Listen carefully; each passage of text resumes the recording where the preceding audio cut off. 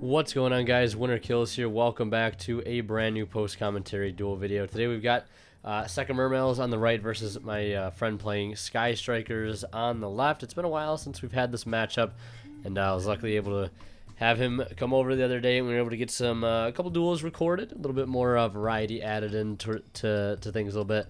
Haven't had Sky Strikers in a feature match, sort of, if you will, in quite a while actually. So I hope you guys enjoy this one. It's a pretty cool matchup, if I don't say so myself. So he won the dice roll, so he does get to go first, you know, which is whatever. And I do apologize if there's a bit of auto-focusing going on. Usually, I thought I turned off the autofocus, because I usually try to turn it off, leave it on manual, so it doesn't focus every now and then like that, but I hope it's not too big of a deal. Just got to remember that for next time. But anyways, a pretty standard Sky Striker turn for him. He's got multi-roll up, finishing his turn off here with the Shizuku. And gonna activate the Metaphors Fusion first. Might as well to go ahead and get a draw. And pick up a new card, set one, and then he's gonna go ahead and set that Engage with multi-roll, and then he's gonna go ahead in the end phase here and add another card off of Shizuku, the Shiz. Get that free search there in the end phase, and now all I got to worry about is hand traps and Widow Anchor, and yeah, and floating, because floating hurts my plan of trying to OTK very badly. I went up not the greatest here, but I had Seconds Light to hopefully fix my hand. I put back the Nightmare Corruptor Ibli, and ladies and gentlemen, what do I draw into? You're not going to believe it. It's Ibli. There it is. I redrew the goddamn Ibli.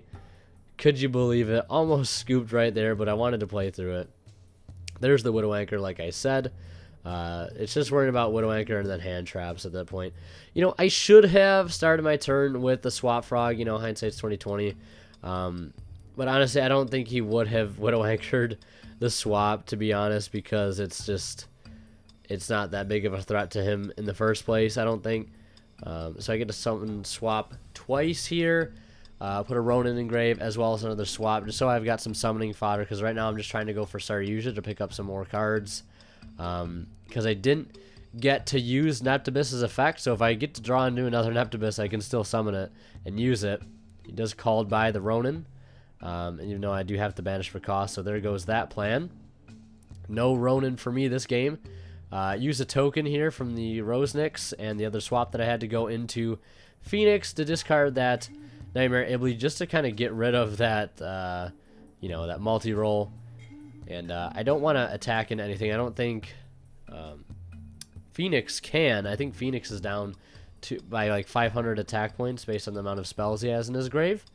I decided to clear the multi-roll, though, you know, over the set Engage, even though it would have gotten banished. I feel like the multi-roll is something you want to get rid of very, very fast, because it just lets them gain just stupid amounts of advantage on top of already what they're, you know, capable of doing, especially with Engage and the added draws it gives you. So there's Afterburners. He takes out the Phoenix, and then I just scoop it up there. And we go ahead and go into game 2, where I get to go first. You know, loser's choice, right? Loser's choice, and I get to go first, and I sided in some cards. We both side decked this game. I sided in like Dankos and Zaphions because I didn't have the best side deck going into this. Like I don't have anti-spells. I still need to pick those up. Yeah, I don't own anti-spell. Could you believe it? I do need to pick them up though. Luckily they're kind of cheap right now, so that's not too. I think it's like 14 bucks for a playset, which is not bad at all. But get started here with Neptibus. Sekka's Light. What else more could I ask for? And he doesn't have a hand trap in his hand at the moment, it would seem. So go ahead and get started here with Megalo, discarding Dragoons and the Nimble Angler. Now, my hand could have been a lot better at this point, to be honest. I could have had a Teus in hand as well, but beggars can't be choosers. Still opened up with an incredible enough hand to be able to pull off some decent plays here in game 2. So yeah, we dissed the Angler. Now I've got the 4 different names on the field. that I could go into Saryuja with if I desired. Now, I sided in, actually, this game I sided in Topological Gumball Dragon, as I like to call him. I sided him in because I knew I'd be going first as a guarantee.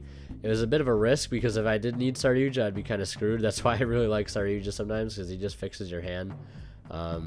So here I summon Swap, discard Gun, and that revives the other Megalo from grave.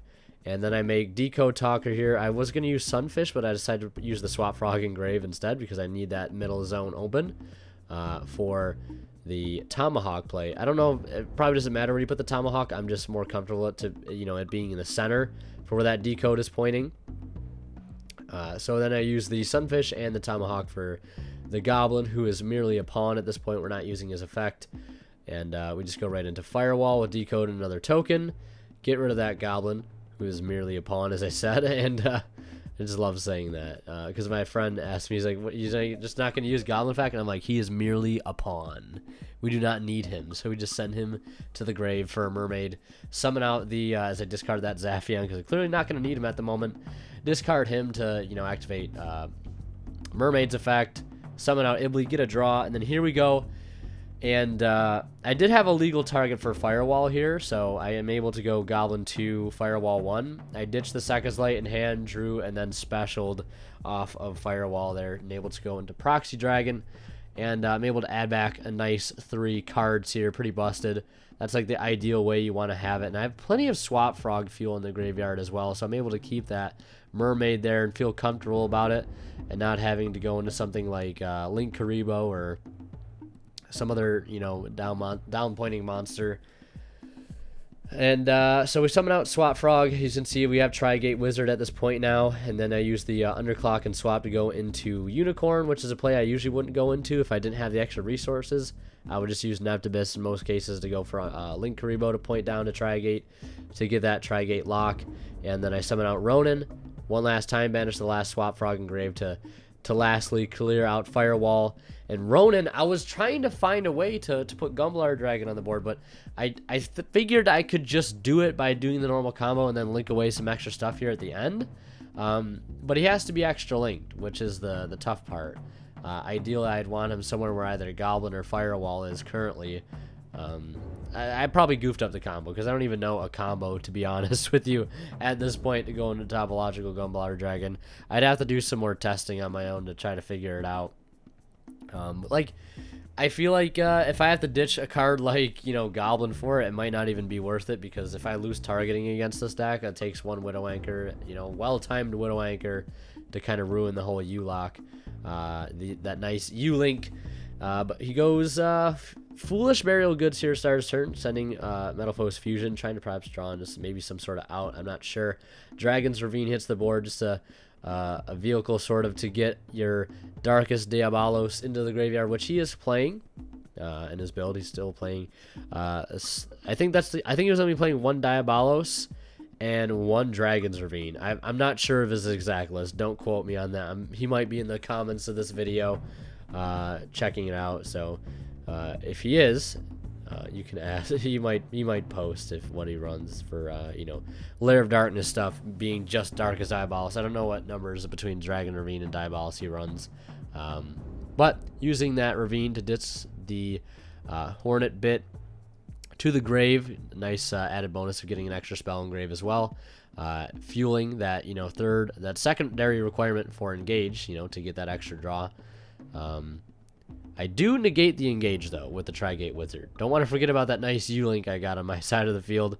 And then he's going to go ahead, last-ditch resort here, use that Full Metal Foes Fusion to try to draw into something at all.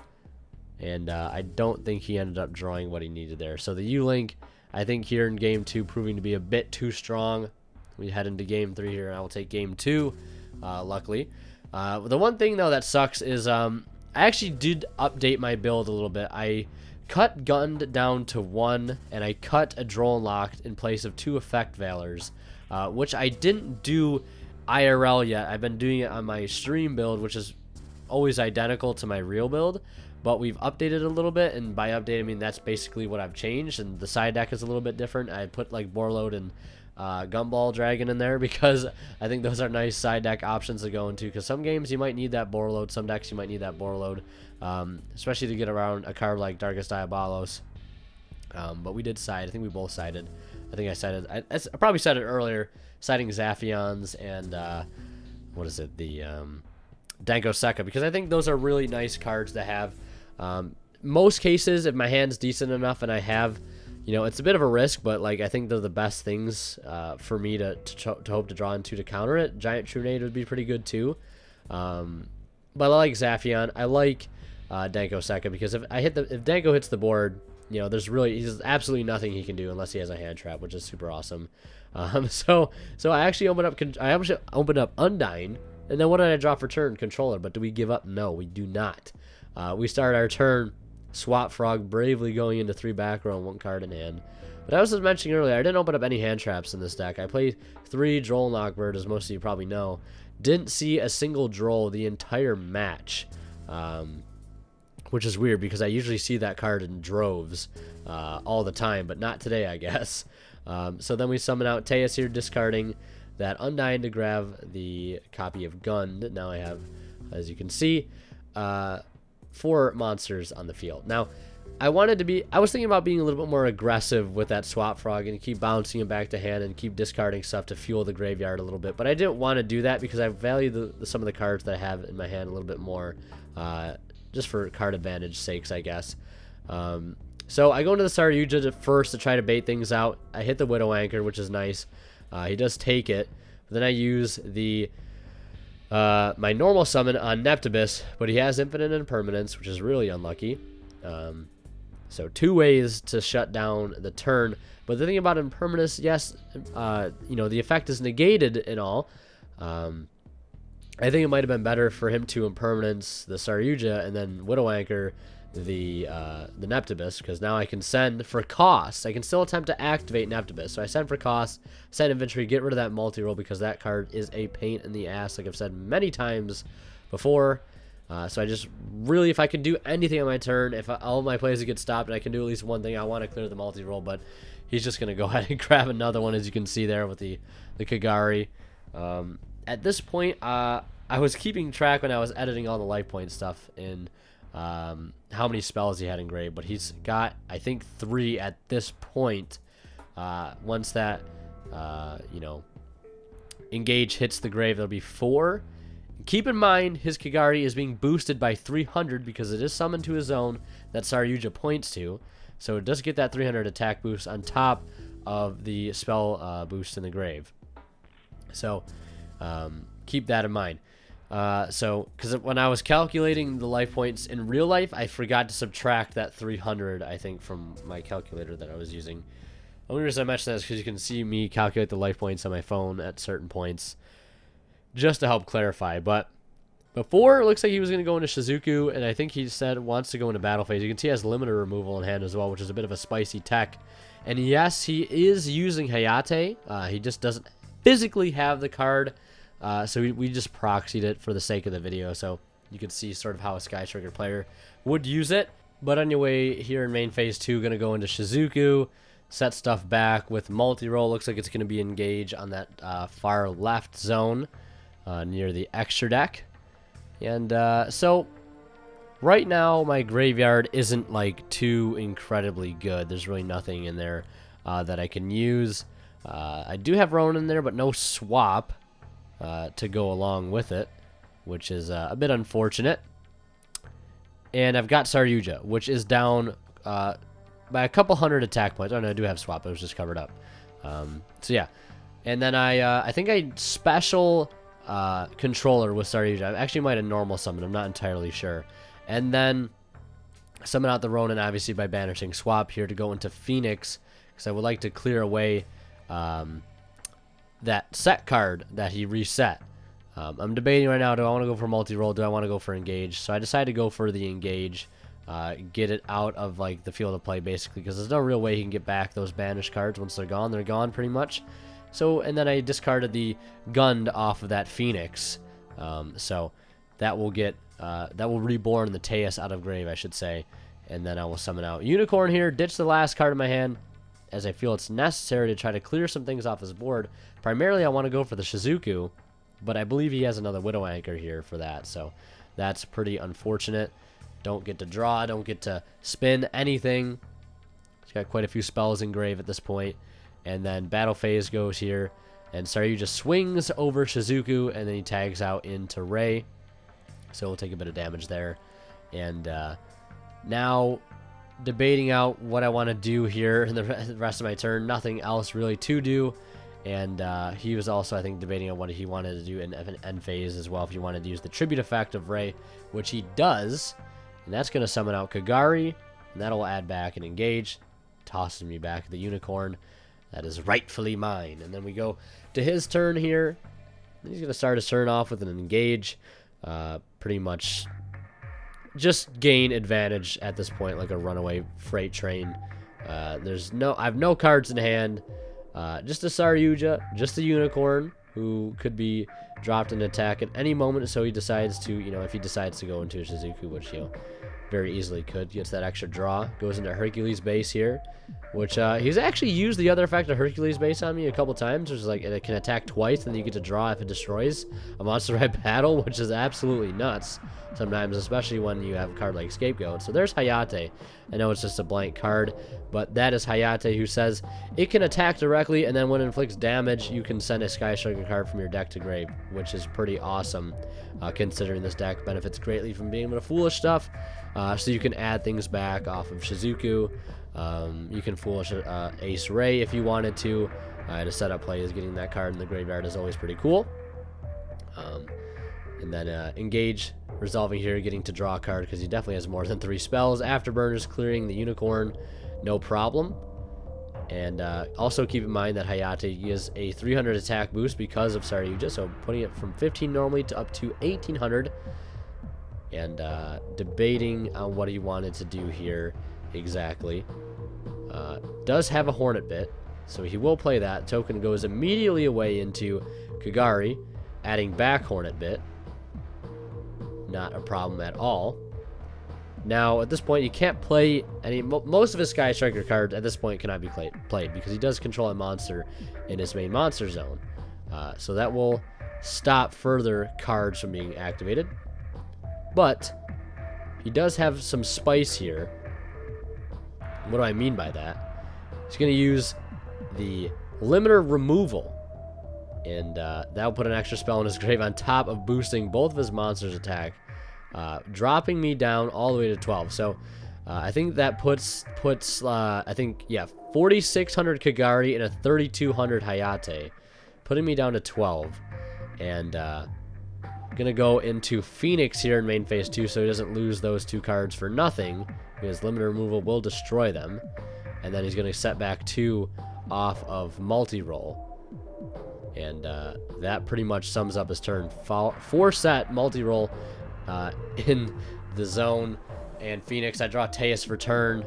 And that's going to signal me to scoop it up there. Yeah, so I think I'd go ahead and just take out some of the side deck cards I was using. It was just 3 Zaphion, 2 Danko. Not the greatest sides, but yeah, it is what it is. So, hope you guys enjoyed this duel video. If you did, be sure to leave a like. I tried to fix the lighting a bit. I think I finally got it figured out how I want to do the lighting in my kitchen anytime I record in there. I just got to tape a towel over this big light in my kitchen. It kind of dampens the light a bit, makes it a bit softer. And then I put a light on the side. As most of you can probably tell, there's a light source just underneath where the camera is, towards the bottom of the screen. So yeah, anyways, I really hope you guys enjoyed this video. I've been putting a lot of effort into these duel videos. They take like twice as long, if not longer, to edit now than they did before, but it's a labor of love. I'm glad that they look a lot better, a lot more professional. Hope you guys are enjoying them too, and if you are, be sure to leave a like, and check out the links in the description. Pick up a mat, pick up a shirt if you're feeling up to it. Join the Discord if you haven't. Link should be down in the description below. Don't be afraid to join. We don't bite most of the time. And yeah, Winter Kill signing out, guys. We'll see you in the next one.